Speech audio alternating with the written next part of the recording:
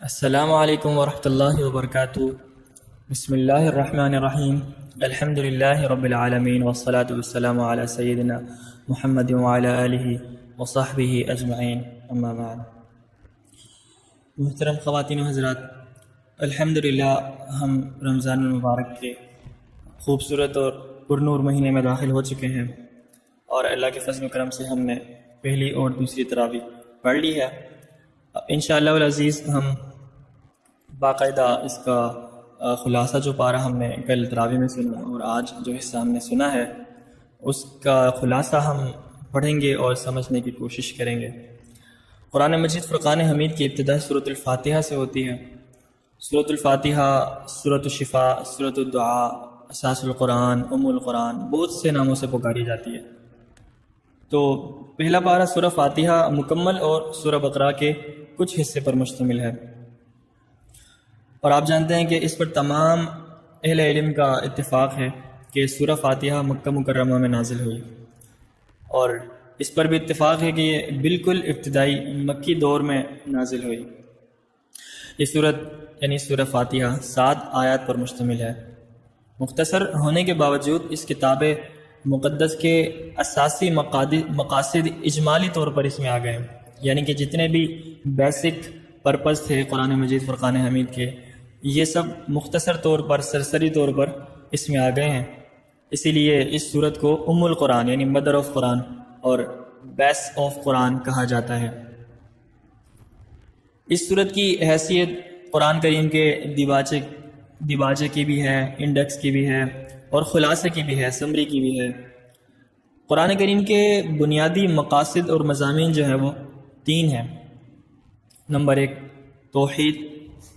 Number 2 رسالت، number 3 قیامت۔ محترم خواتین و حضرات، اس سورت کی ابتدائی 2 آیتوں اور چوتھی آیت میں توحید کا مضمون ہے، یعنی کہ سورہ فاتحہ کی جو پہلی 2 آیتیں ہیں، الحمد للہ رب العالمین الرحمن الرحیم، یہ 2 آیتیں، اور پھر ایاک نعبد و ایاک نستعین، یہ آیت توحید کے مضمون پر مشتمل ہے۔ تیسری آیت میں قیامت کا ذکر ہے، یعنی کہ مالک یوم الدین، اس میں قیامت کا ذکر ہے، اے روز جزا کے مالک، یعنی یہ قیامت کے دن کے مالک۔ 5ویں اور 6ٹھی آیت میں نبوت اور رسالت کی طرف اشارہ ہے۔ اسی صورت میں اللہ تعالیٰ کے اسماء اور صفات ذکر کیے گئے ہیں۔ 4تھی اور 5ویں اور 6ٹھی آیت میں نبوت اور رسالت کی طرف کس طرح اشارہ ہے؟ اہدنا الصراط المستقیم، یعنی کہ ہمیں سیدھا راستہ دکھلا دیجیے۔ ظاہر ہے وہ راستہ جو نبیوں نے ہمیں دکھایا، جنہوں نے پوری زندگی محنت کی، اس راستے کو ہمیں دکھانے، سمجھانے، ہم تک پہنچانے کے لیے کہ حق کا راستہ کون سا ہے۔ پھر صراط الذین انعمت علیہم، کہ ہمیں ان لوگوں کا راستہ دکھا جس پر باری تعالیٰ تو نے انعام فرمایا ہے۔ غیر المغضوب علیہم ولا الضالین، ان لوگوں کا راستہ مت دکھا جن پر تو ناراض ہوا ہے، جن پر تیرا غضب نازل ہوا ہے۔ تو یہ آیتیں رسالت کے گرد گھومتی ہیں،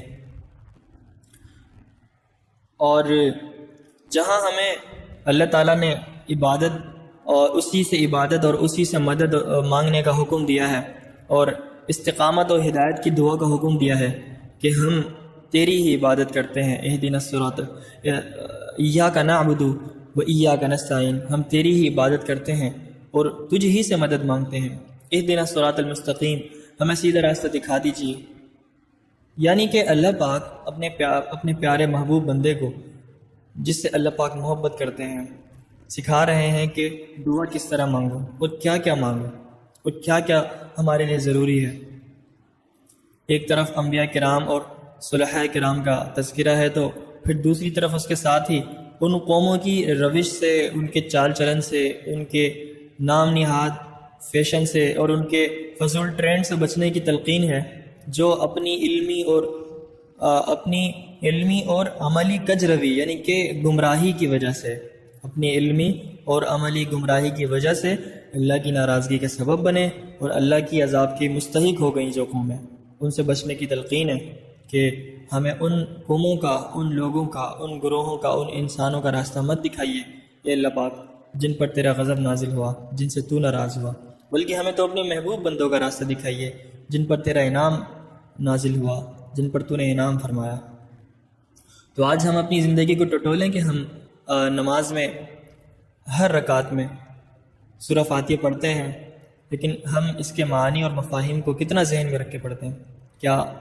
یہ جو معنی سورہ فاتحہ میں اللہ پاک نے ذکر فرمایا ہے، کیا ہم اس کو اپنی زندگی میں فالو کرتے ہیں؟ نہیں کرتے۔ ہم ان قوموں کو فالو کرتے ہیں، ان قوموں کے ٹرینڈ کو، ان کے کلچر کو فالو کرنے میں لگے ہوئے ہیں، ان کے نام نہاد فیشن کو، ان کے فضول ٹرینڈز کو فالو کرنے میں لگے ہوئے ہیں، جن پر اللہ پاک ناراض ہوتے ہیں، جن پر اللہ پاک نے غضب نازل فرمایا، جن کے لیے اللہ پاک نے یہ نہیں فرمایا کہ وہ جنتی ہیں، وہ اللہ پاک کے محبوب بندے ہیں، بلکہ یہ فرمایا کہ وہ ہمیشہ ہمیشہ جہنم میں رہیں گے، کیونکہ وہ ایمان سے محروم ہیں، کیونکہ وہ اللہ تعالیٰ کے نافرمان ہیں، کیونکہ وہ رسالت کے منکر ہیں۔ تو ہمیں اپنے آپ کو چیک کرنے کی ضرورت ہے۔ معزز خواتین و حضرات، یہ دعویٰ بلا خوف تردید کیا جا سکتا ہے کہ سورہ فاتحہ ایک بے مثال دعا اور علوم کا بیش بہا خزانہ ہے، نالج کا بیش بہا خزانہ ہے، اور قرآنی نالج کا ایسا شفاف آئینہ مرر ہے جس میں آپ تمام 113 صورتوں کی جھلک دیکھ سکتے ہیں، اور وہ بھی مختصر وقت میں۔ یوں کہہ لیں کہ یہ پورے قرآن کی سمری ہے، پورے قرآن کا خلاصہ ہے، اور پورے قرآن کے مضامین کی ایک جھلک ہے۔ شاید یہ جھلک بار بار دکھانے کے لیے، پورے قرآن کو ہمارے ذہن میں بار بار ریپیٹ کرنے کے لیے ہی تو ہمیں ہر نماز میں، ہر رکعت میں سورہ فاتحہ پڑھنے کا حکم دیا گیا ہے۔ یہ تھی سورہ فاتحہ اور اس کا مختصر ترین خلاصہ۔ اب بات کرتے ہیں سورۃ البقرہ۔ یہ قرآن کریم کی سورہ فاتحہ کے بعد پہلی سورت ہے، اور یہ بہت طویل صورت ہے۔ سورہ بقرہ قرآن کریم کی سب سے طویل صورت ہے، جو کہ 286 آیات پر مشتمل ہے۔ سورہ بقرہ کا اکثر حصہ ہجرت مدینہ کے بعد بالکل ابتدائی دور میں نازل ہوا۔ عربی زبان میں بقرہ گائے کو کہتے ہیں۔ چونکہ اس صورت میں بقرہ کا لفظ بھی آیا ہے اور گائے ذبح کرنے کا واقعہ بھی مذکور ہے، اس لیے اسے سورۃ البقرہ کہا جاتا ہے۔ بنی اسرائیل کے ایک مالدار شخص کو اس کے بھتیجے نے مال وراثت ہتھیانے کے غرض سے قتل کر دیا تھا، اس کو مار دیا تھا تاکہ اس سے اس کا مال ہتھیا لے۔ پھر کیا کیا اس نے کہ رات کی تاریکی میں لاش اٹھا کر کسی دوسرے کے دروازے پر ڈال دی، اور پھر اس پر ہی قتل کا دعویٰ کر دیا کہ اس شخص نے جس کے دروازے پر لاش پڑی ہے اس شخص کو قتل کیا ہے۔ اب قریب تھا کہ الزام لگانے والا اور وہ شخص جس پر الزام لگا ہے، دونوں خاندان آپس میں ہتھیار اٹھا لیتے، جھگڑا کر لیتے، لڑ لیتے، کہ اللہ پاک نے حضرت موسیٰ علیہ السلام کے ذریعے انہیں اس مسئلے کا حل پیش کیا کہ گائے کو ذبح کرو اور اس گائے کے گوشت کا ایک حصہ اس مقتول کی ڈیڈ باڈی پر لگاؤ، تو پھر جو ہے وہ مقتول خود اٹھ کر زندہ ہو کر اپنے خود کو، یعنی کہ اپنے آپ کو قتل کرنے والے کا نام بتا دے گا، اور اس طرح مقتول کی نشاندہی ہو جائے گی۔ چنانچہ یہی کیا گیا۔ اتفاق سے انہی دنوں بنی اسرائیل کا ایک گروہ مرنے کے بعد کی زندگی کا منکر بھی ہو رہا تھا کہ مرنے کے بعد کیسے انسان کو زندہ کیا جائے گا، یہ تو عقل میں نہ آنے والی بات ہے، یہ بھلا کیسے ہو سکتا ہے کہ کوئی انسان مر کر بوسیدہ ہڈیوں پر مشتمل ہو جائے اور خاک ہو جائے، فنا ہو جائے، اس کو پھر دوبارہ سے زندہ کیا جا سکے، وغیرہ وغیرہ۔ اور پھر مقتول کے زندہ ہونے سے، یعنی کہ جب یہ واقعہ ہوا، اللہ پاک نے فرمایا گائے ذبح کرو، اس کی ایک بوٹی مقتول کے اوپر مارو، تو پھر مقتول خود بخود زندہ ہو کر اپنے قاتل کا نام بتا دے گا۔ تو مقتول کے زندہ ہونے سے نہ صرف یہ فائدہ ہوا کہ قاتل کی نشاندہی ہو گئی، قاتل کا پتہ چل گیا، بلکہ وہ گروہ جو مرنے کے بعد کی زندگی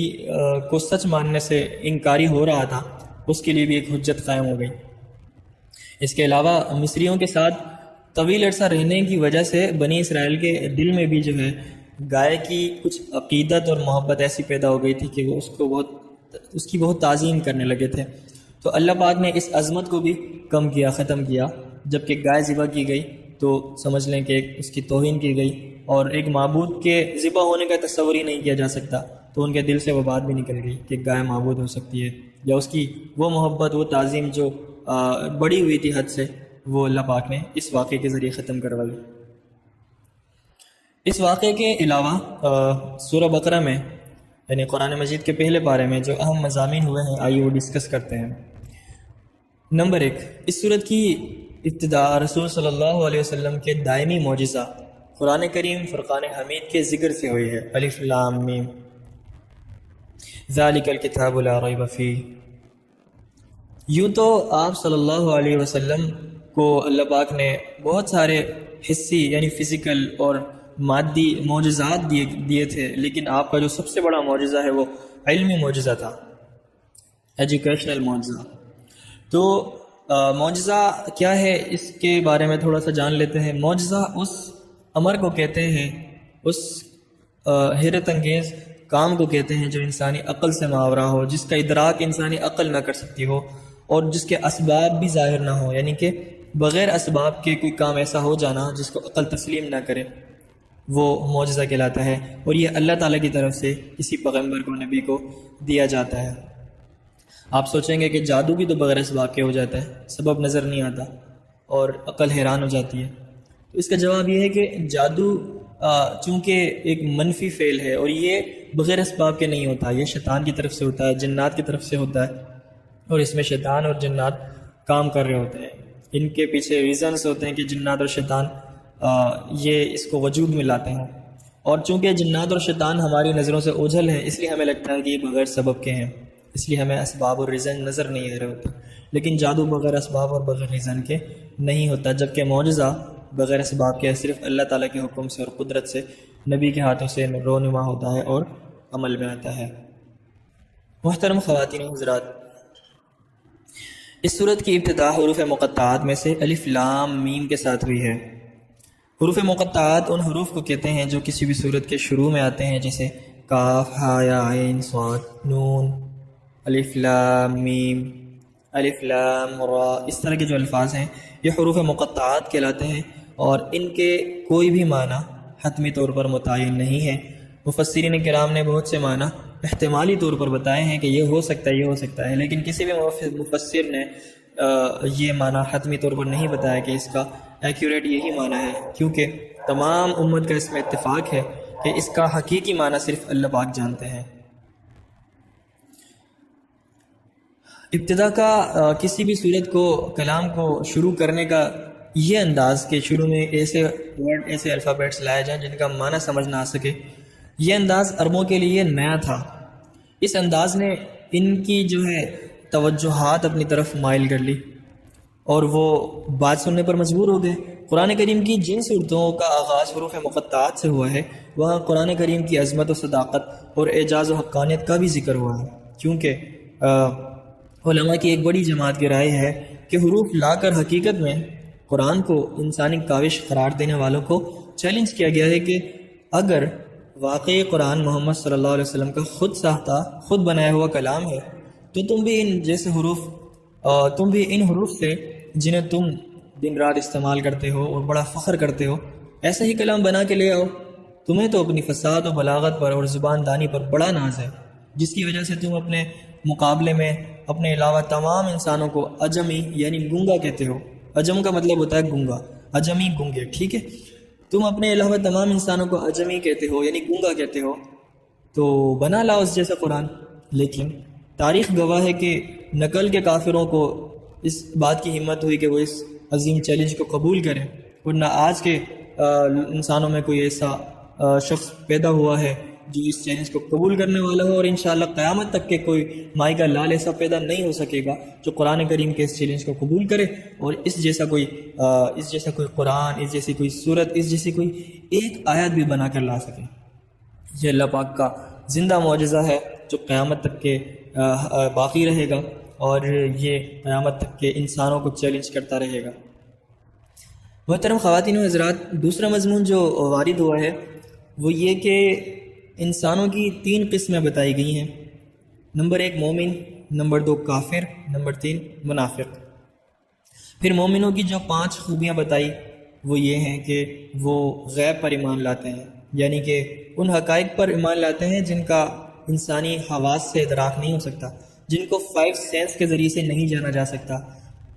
5 سینس، دیکھنا، سننا، بولنا، چکھنا، چھونا وغیرہ، ان سے ان کو معلوم نہیں کیا جا سکتا، اس بات پر ایمان لاتے ہیں۔ مثال کے طور پہ جنت، دوزخ، یوم حساب، فرشتے وغیرہ وغیرہ، ان پر ایمان لانا، یہ مومن کی صفت ہے۔ نمبر 2، نماز قائم کرنا۔ قائم کرنا کہا گیا ہے، پڑھنا نہیں کہا گیا۔ مومن کی صفت بتائی گئی کہ وہ نماز قائم کرتے ہیں، یعنی نماز کو تمام شرائط اور تمام کنڈیشنز اور آداب کا لحاظ کرتے ہوئے مسلسل پڑھتے ہیں، اس کو قائم کرنا کہتے ہیں۔ اور مومن کی صفت ہے کہ وہ نماز کو تمام شرائط، تمام آداب کا خیال کرتے ہوئے پوری دل جمعی کے ساتھ، محبت کے ساتھ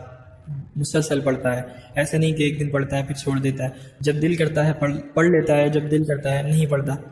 تو یہ مومن کی صفت نہیں ہے، بلکہ مومن کی یہ صفت ہے جو سورہ بقرہ میں اللہ پاک نے ارشاد فرمائی ہے کہ مومن نماز قائم کرتا ہے۔ تیسری صفت جو مومن کے اللہ پاک نے ذکر کی کہ وہ زکوٰۃ دیتا ہے۔ قرآن کریم میں عام طور پر نماز اور زکوٰۃ کا اکٹھا ذکر آیا ہے، کیونکہ نماز اللہ پاک کا حق ہے اور زکوٰۃ بندوں کا حق ہے،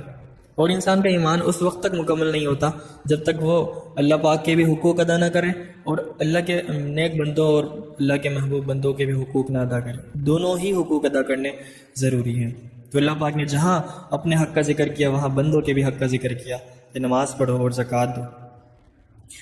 چوتھی خوبی جو اللہ پاک نے مومن کی بیان فرمائی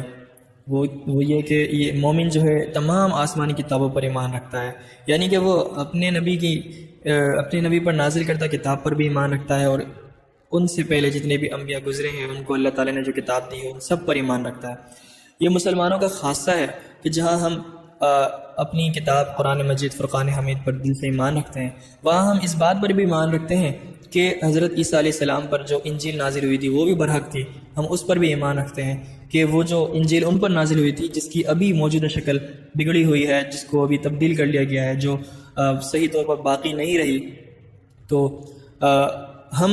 اس کتاب کو مانتے ہیں کہ وہ جو عیسیٰ علیہ السلام پر جو کتاب نازل کی تھی جو بالکل ایکیوریٹ تھی، جس کو تبدیل نہیں کیا گیا تھا، وہ بالکل برحق تھی، ہم اس پر بھی ایمان رکھتے ہیں۔ ہم حضرت موسیٰ علیہ السلام پر نازل کی گئی کتاب زبور پر بھی ایمان رکھتے ہیں۔ ہم تمام آسمانی کتابوں، تمام آسمانی صحیفوں پر ایمان رکھتے ہیں۔ یہ مسلمان کی کوالٹی ہے کہ وہ صرف اپنی کتاب پر ایمان نہیں رکھتا بلکہ اپنے ماقبل میں تمام انبیاء پر بھی ایمان رکھتا ہے اور پیچھے گزری ہوئی تمام کتابوں اور صحیفوں پر بھی ایمان رکھتا ہے۔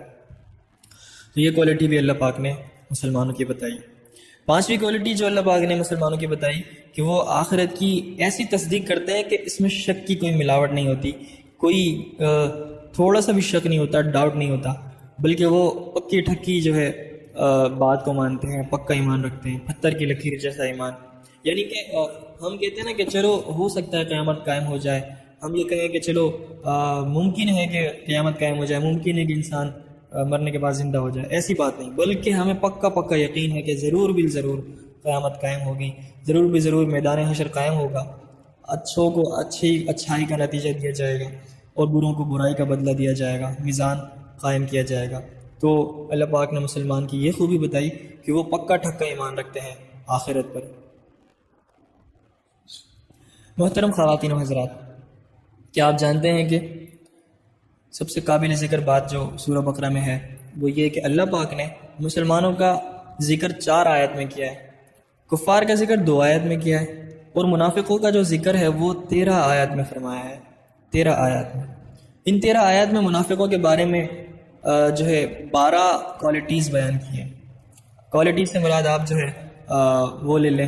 عیوب لے لیں، یعنی کہ ان کے اندر 12 اوصاف ہیں، وہ 12 برائیاں کیا ہیں، 12 جو ہے ان کے اندر بیڈ ہیبٹس کیا ہیں۔ ہم سب پر لازم ہے کہ ان برائیوں کو، ان بیڈ ہیبٹس کو جان کر، معلوم کر کے چیک کریں کیا یہ ہم میں پائی جاتی ہے یا نہیں، کیا ہم مسلمانوں کی صف میں کھڑے ہیں یا منافقین کی صف میں کھڑے ہیں۔ آئیے جانتے ہیں کہ یہ کیا ہے۔ نمبر 1، جھوٹ، پھر دھوکہ، پھر عدم شعور، یعنی کہ شعور نہ رکھنا، جاہلوں جیسی زندگی گزارنا، اپنے دین سے ناواقف رہنا اور جو ہے قرآن و حدیث سے ناواقف رہنا۔ پھر قلبی بیماریاں یعنی حسد، تکبر، چغلی، لالچ۔ پھر مکر و فریب یعنی دھوکہ دینا، اپنی تجارت میں ہو، اپنے معاملات میں ہو، سامنے والوں کو پٹی پڑھانا، دھوکہ دینا، چونا لگانا۔ سفاہت یعنی حد درجے کی بیوقوفی۔ احکام الہی کا استہزاء یعنی کہ اللہ پاک کے بتائے ہوئے حکموں، آپ صلی اللہ علیہ وسلم کے بتائے گئے حکموں کا مذاق اڑانا، چاہے وہ ڈائریکٹ ہو، چاہے وہ کسی عالم نے کوئی بات کہہ دی ہو، وہ اگر واقعی اللہ پاک نے فرمائی ہو، واقعی وہ اللہ کے نبی نے فرمائی ہو، ہم اگر یہ کہتے ہیں کہ یہ تو مولوی کے اپنے بنائے ہوئے وہ ہیں، بنائی ہوئی باتیں ہیں، مولوی تو ایسی کہتے ہیں، مولوی تو فلاں فلاں کام کہتے ہیں، تو یہ بھی محترم خواتین و حضرات اللہ اور اس کے رسول کا مذاق اڑانا ہے۔ کیونکہ مثال کے طور پہ ایک بادشاہ اپنے کسی نائب کو، اپنے کسی سفیر کو میرے پاس بھیجے اور کوئی حکم دے، کوئی بات کہیں، تو اگر میں اس سفیر کو، اس وزیر کو یہ کہہ دوں گا یہ تو جھوٹ بول رہا ہے، تو اپنے پاس سے بول رہا ہے، تو اگر بادشاہ کو یہ بات پتہ چلے گی، اسے علم ہوگا، تو وہ کتنا ناراض ہوگا، کیونکہ وہ دراصل بات بادشاہ نے کہی، وہ سفیر تو ایک سبب ہے، ایک واسطہ ہے، ایک ذریعہ ہے بادشاہ کی بات کو مجھ تک پہنچانے کا۔ تو میں اگر سفیر کی توہین کروں گا اور اس کی گستاخی کروں گا تو وہ دراصل بادشاہ کی گستاخی ہوگی۔ تو ہم چیک کریں اپنے آپ کو کہ ہم روزانہ کے روٹین میں کیا کرتے ہیں۔ ہم کہیں اپنی خواہشات کی پیروی کرتے ہوئے جو باتیں ہمیں، جو دین کی باتیں، جو دین کے احکامات ہمیں تھوڑے بھاری معلوم ہوتے ہیں، جو ہماری طبیعت کو ناگوار گزرتے ہیں، تو ہم اس کا انکار کرتے ہوئے کہیں ان احکامات کو، ان باتوں کو نشانہ تو نہیں بنا دیتے، کہیں ہم ان کو غلط تو نہیں کہہ دیتے، کہیں ہم یہ تو نہیں کہہ دیتے کہ یہ علماء کرام، یہ مولویوں کا اپنا جو ہے بنایا ہوا دین ہے، یا ان کی اپنی بنائی ہوئی باتیں ہیں۔ اللہ پاک ہم سب کو سمجھ بھی عطا فرمائے اور اس سے بچنے کی توفیق عطا فرمائے۔ نیکسٹ جو ہیبٹ منافقین کی اللہ پاک نے ذکر کی، وہ یہ کہ زمین پر فساد کرتے ہیں، برائیاں پھیلانے کے سبب بنتے ہیں۔ ہم آج سوشل میڈیا کے دور میں جی رہے ہیں، اس میڈیم کو ہم دن رات استعمال کرتے ہیں۔ ہمارا اسٹیٹس، ہماری اسٹوری، ہماری پوسٹیں کس چیز کا سبب بنتی ہیں؟ کیا وہ فساد اور برائی کو پھیلانے کے سبب بنتی ہیں؟ کیا ہمارے 30 سیکنڈ کے اسٹیٹس کو دیکھ کر سینکڑوں لوگ گناہ کما لیتے ہیں؟ کیا ہم اپنے اسٹیٹس میں ایسی بات لگاتے ہیں، کوئی گانا لگا دیتے ہیں، میوزک لگا دیتے ہیں، یا وہ ایسی ویڈیو لگا دیتے ہیں جس سے شریعت نے ہمیں منع کیا ہے؟ تو ہم خود گناہ کرتے ہیں اور گناہ کو پھیلانے کا سبب بنتے ہیں یا نہیں بنتے ہیں؟ اگر ہم خود کو چیک کریں تو بہت سے لوگوں کو اپنا آپ اس آئینے میں پتہ چل جائے گا کہ ہم میں بھی بہت ساری منافقین کی بات پائی جاتی ہے۔ یاد رکھیں، منافقین جو ہے منافقین کافروں سے بھی بدتر ہوتے ہیں۔ وجہ اس کی یہ ہے کہ ایک کافر تو اپنے آپ کو کافر کہتا ہے اور وہ کافر ہی سمجھ رہا ہوتا ہے اپنے آپ کو، اور کافر ہی بتاتا ہے، جبکہ منافق یہ ہوتا ہے کہ دل میں اس کے کفر ہوتا ہے، اس کی عادتوں میں کفر ہوتا ہے، لیکن وہ اپنے آپ کو مسلمان سمجھ رہا ہوتا ہے اور اپنے آپ کو مسلمان ظاہر کرتا ہے۔ اچھا، اس میں یہ بات تو یاد رکھیں کہ ایک ہوتا ہے اعتقادی منافق، جس کا نظریہ ہی منافق ہوتا ہے، جس کا ایمان ہی منافقوں والا ہوتا ہے۔ ایک ہوتا ہے عملی منافق، تو ہم اپنے آپ کو عملی منافق میں گنیں گے۔ عملی منافق اصلی منافق کی طرح تو نہیں ہوتا، لیکن وہ منافقوں کے ہیبٹس کو اپنانے کی وجہ سے، ان کی عادتوں کو اپنانے کی وجہ سے جو ہے اللہ پاک کی ناراضگی کے سبب بن جاتا ہے، اللہ پاک سے دور ہو جاتا ہے۔ تو ہمیں ان کی ہیبٹس کو بھی نہیں اپنانا چاہیے، ان کی عادت کو بھی نہیں اپنانا چاہیے، اللہ پاک سے پناہ مانگنی چاہیے۔ محترم خواتین و حضرات، پھر اس صورت میں جو تیسرا مضمون بیان ہوا ہے وہ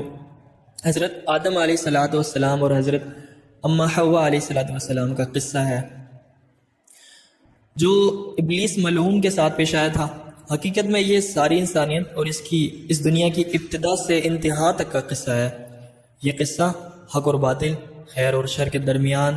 دائمی کشمکش کی نشاندہی کرتا ہے۔ یہ قصہ حضرت آدم علیہ السلام کی عظمت شان کو بتلاتا ہے کہ انہیں دنیا کی خلافت عطا کی گئی، ایسے علم سے نوازا گیا جو فرشتوں کو بھی نہیں دیا گیا، پھر فرشتوں کو ان کے سامنے سجدہ کرنے کا حکم دیا گیا۔ منصب خلافت پر فائز ہونے کی وجہ سے آدم علیہ السلام کی اولاد اس امر کی پابند ہے، اس حکم کی پابند ہے کہ وہ زمین پر خلیفہ ہونے کی وجہ سے اللہ کے حکموں کو نافذ کرے، وہ خود بھی اللہ کے حکم کو جاننے والے ہوں اور اس کو نافذ کرنے والے ہوں، اور دنیا کا نظام ایسا چلائیں جیسے اللہ پاک نے حکم دیا ہے۔ محترم خواتین و حضرات، پھر جو چوتھا مضمون ہے وہ بنی اسرائیل کے واقعے کے گرد گھومتا ہے۔ یوں تو قرآن کریم میں متعدد مقامات پر بنی اسرائیل کا ذکر موجود ہے، لیکن ان کے بارے میں جو سب سے زیادہ تفصیلی بحث ہے وہ سورہ بقرہ میں ہے۔ پہلا پارہ تقریباً پورا ہی ان کے ذکر پر مشتمل ہے۔ اس تذکرے میں سب سے پہلے اللہ پاک یہ فرماتے ہیں کہ اللہ تعالیٰ نے بنی اسرائیل کو بے شمار ظاہری اور باطنی، دینی اور دنیاوی نعمتوں سے نوازا تھا۔ یوں سمجھیں کہ بنی اسرائیل اللہ پاک کی لاڈلی امت تھے۔ اللہ پاک کے لاڈلے بندے تھے جن پر اللہ پاک نے بے انتہا انعامات فرمائے تھے۔ مثلا ان کے اندر کثرت انبیاء پیدا فرمائے، کثرت سے انبیاء پیدا فرمائے، بہت زیادہ لاکھوں کی تعداد میں انبیاء کرام بنی اسرائیل میں آئے تھے۔ پھر انہیں دنیاوی خوشحالی عطا کی، عقیدہ توحید اور ایمان کی نعمت سے سرفراز کیا، پھر ان کے مظالم سے نجات دی۔ انہوں نے حضرت موسیٰ علیہ السلام کی قیادت میں مصر سے ہجرت کی، اور فرعون نے ان کا تعاقب کیا تو سمندر میں ان کے لیے راستے بنا دیے گئے، اور ان پر ظلم و ستم ڈھانے والوں کو انہی کی نظروں کے سامنے ان کے لشکر سمیت غرق کر دیا گیا۔ صحرا سینا میں وہ بے سر و سامانی کے بغیر سامان کے عالم میں تھے، تو اللہ پاک نے ان کے کھانے کے لیے من و سلوہ اتارا، آسمانی کھانا، اور سائے کے لیے ٹھنڈے بادلوں کا انتظام فرمایا۔ پینے کے لیے پانی کی تلاش ہوئی تو پتھر سے 12 چشمے جاری فرما دیے گئے۔ اس کے بعد بتایا گیا کہ انہوں نے ان نعمتوں کا شکر ادا نہ کیا اور بتدریج کفران نعمت میں یعنی کہ نعمت کی ناشکری میں مبتلا ہو گئے۔ چنانچہ انہوں نے حق بات کو چھپایا، خاتم النبیین صلی اللہ علیہ وسلم کا بھی انکار کر دیا، یعنی کہ یہ اس دور کا ذکر جب آپ صلی اللہ علیہ وسلم کی بعثت ہو گئی تھی۔ پھر پرانی برائیوں کو گنتے ہوئے جو ہے بنی اسرائیل کی برائیاں اور عیب بیان کرتے ہوئے فرمایا کہ انہوں نے بچڑے کو معبود بنا لیا، پھر دشت سینہ میں بے صبری اور حرص و لالچ کا مظاہرہ کیا، نئی نئی ڈیمانڈز کرنے لگے، نئی نئی باتیں ایجاد کرنے لگے، اور اریحہ شہر میں پھر وہ تکبرانہ انداز میں داخل ہوئے، جبکہ انہیں کہا گیا تھا کہ عاجزی اور انکساری کے ساتھ داخل ہونا ہے۔ انہوں نے انبیاء کو ناحق قتل کرنا شروع کیا، بار بار وعدہ توڑنے کے مرتکب ہوئے، ان کے دل سخت ہوتے گئے۔ انہوں نے کلام اللہ میں لفظی اور معنوی تحریف شروع کی، ایڈٹ کرنا شروع کر دیا، جو اللہ کی کتاب انہیں دی گئی تھی من پسند باتیں اس میں چھوڑ دی، اور جو باتیں انہیں لگتا تھا کہ یہ ہمیں بھاری لگتی ہیں، ہمارا دل نہیں کرتا ہے ان پر عمل کرنے کا، تو ان کو غائب کر دیا یا مٹا دیا یا تبدیل کر دیا۔ شریعت کے بعض احکامات پر وہ ایمان لائے اور بعض کا انکار کرنے لگے، اور بغض اور حسد کی بیماری میں مبتلا ہو گئے۔ انہیں مادی اور دنیاوی زندگی سے مبالغے کی حد تک محبت تھی، مقرب فرشتوں سے بیزاری کا اظہار کرتے تھے، جادو کہانت میں بے انتہا دلچسپی رکھتے تھے۔ ان کے ہاں ایسے عملیات کو قبول عام حاصل تھا جن کے ذریعے میاں بیوی کے درمیان جدائی ڈالی جاتی ہے۔ بدعملی کے باوجود پھر وہ خود کو جنت کا واحد ٹھیکیدار ہونے کا بھی دعویٰ کرتے تھے۔ وہ بڑے شوق اور وثوق سے کہتے تھے کہ جنت میں تو صرف وہی جا سکتا ہے جو یہودی ہو، اور یہی بات عیسائی بھی کہتے تھے کہ جنت میں تو صرف عیسائی ہی جا سکتے ہیں۔ اس کے ساتھ دونوں یہ دعویٰ کرتے تھے کہ صرف ہم ہی حق پر ہیں، اور ہمارے علاوہ جتنے بھی فرقے، جتنے بھی گروہ، جتنی بھی قومیں ہیں، وہ کوئی بھی حق پر نہیں ہے، اور ان کے پاس کوئی دلیل نہیں ہے۔ سوچنے اور عبرت و نصیحت کی بات ہے کہ کہیں ہم لوگ تو ان خرابیوں اور بیماریوں میں مبتلا تو نہیں ہیں، کہیں ہم مسلمانوں میں تو یہ بات نہیں پائی جاتی کہ اگر ہم کسی فرقے سے، کسی گروہ سے، کسی مسلک سے تعلق رکھتے ہیں تو کہیں یہ تو نہیں سمجھتے کہ صرف مسلک، فرقے اور گروہ سے تعلق رکھنے کی وجہ سے ہم حق پر ہیں اور ہم ہی جنت میں جائیں گے۔ الیاذ باللہ، حق پر وہی ہے جو آپ صلی اللہ علیہ وسلم کے لائے ہوئے دین پر ہے، جو اس شریعت پر عمل پیرا ہے جو شریعت آپ صلی اللہ علیہ وسلم لائے تھے، جو قرآن میں بتلائی گئی ہے، جو صحابہ کرام نے عمل کر کے دکھائی ہے، جو اصحاب کرام اور تابعین کرام اور تبع تابعین کرام نے سلسلہ بسلسلہ ہم تک پہنچائی ہے، جو بات اتھینٹک ہے، اگر ہم اس پر عمل پیرا ہیں تو پھر واقعی ہم حق پر ہیں۔ لیکن اگر ہم صرف یہ سمجھتے ہیں کہ کسی گروہ، کسی مسلک اور کسی پارٹی سے تعلق رکھنے کی وجہ سے ہم حق پر ہیں، تو ہم حق پر نہیں ہیں، ہمیں سوچنا چاہیے۔ یہود پر انعامات اور ان کے نعمتوں کی ناشکری کی جرائم کی تفصیل کے بعد اللہ پاک حضرت ابراہیم علیہ السلام کا ذکر فرماتے ہیں،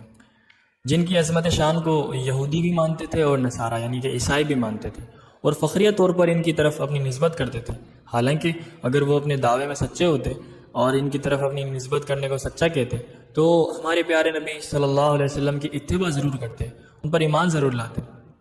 مطلب اس کا یہ ہوا کہ وہ حضرت ابراہیم علیہ السلام کو بھی بس ظاہری طور پر مانتے تھے، ان کو تو مانتے تھے لیکن ان کی نہیں مانتے تھے، کیونکہ آپ صلی اللہ علیہ وسلم، کیونکہ حضرت ابراہیم علیہ السلام کو اللہ تعالیٰ نے مختلف آزمائشوں میں ڈالا تھا، اور وہ ہر آزمائش سے کامیاب ہو کر نکلے۔ والد کی بت پرستی سے بیزاری کا معاملہ ہو، یا قوم سے لڑنے کا معاملہ ہو، ان سے ٹکراؤ یعنی کہ ان سے بغاوت کرنے کا معاملہ ہو، نمرود سے بحث و مباحثے کا مرحلہ ہو، یا آگ میں ڈالے جانے اور وطن سے ہجرت کرنے کا معاملہ ہو، بیوی اور بچے کو بے آب و گیا یعنی کہ ویران وادی میں اللہ کے حکم سے چھوڑ جانے، اور اپنے لخت جگر نور نظر بیٹے کو اپنے ہاتھوں سے ذبح کرنے کا اللہ کا حکم ہو۔ آپ علیہ الصلوۃ والسلام ہر مرحلے ہر میدان میں کامیاب اور سرخرو ہو کر نکلے اور ثابت قدم رہے، اور ان کے قدموں میں ذرہ برابر لغزش نہیں آئی۔ اسی ثابت قدمی کی برکت تھی کہ ان کی دعائیں قبول ہوئی، مکہ پرامن شہر بنا، وہاں کے رہنے والوں کو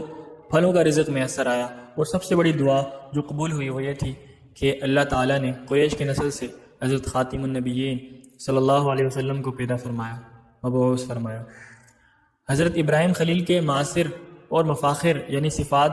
اور خوبیاں بیان کرنے کے بعد اللہ تعالیٰ فرماتے ہیں کہ ملت ابراہیمی سے وہی شخص اعراض کر سکتا ہے، انکار کر سکتا ہے، بغاوت کر سکتا ہے جو شقی ہو، ڈھیٹ ہو، احمق ہو اور خواہشات کا غلام ہو۔